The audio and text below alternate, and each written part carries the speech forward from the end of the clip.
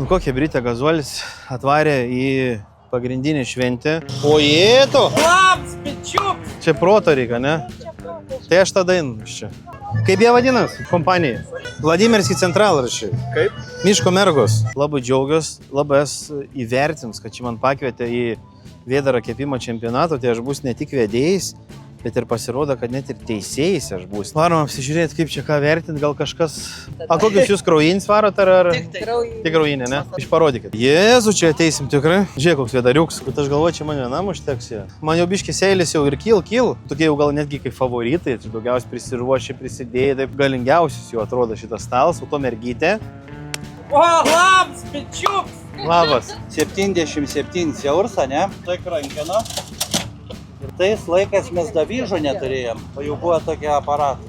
Tai jau tais metais, kai tik reikėdavo mokesčius mokėti. Nu, Visas nesąmonė. Aš dabar dar nemoku. Bet jisai žmogus va dėl manęs sendaiktą atsivežė. Tok seno. Pas man tok žem savivertė, sako, man net keista, kad taip, mielai pasirodo. Senąją pasą valial senį, tiesiai šviesiai. Ant sanaks, apisa malos.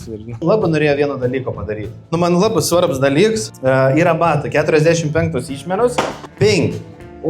Kem 5 išmera. 6. Varkė žiauriai gerai.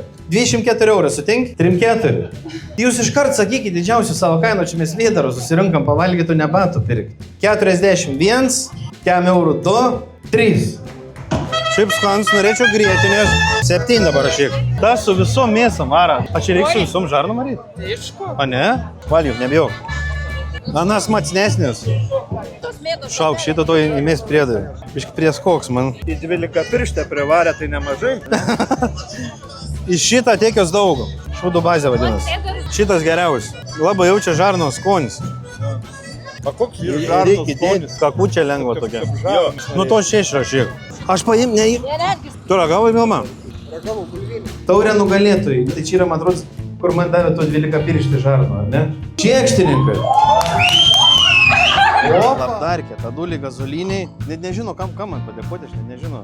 Tu pasižiūrėk, kokie kišė.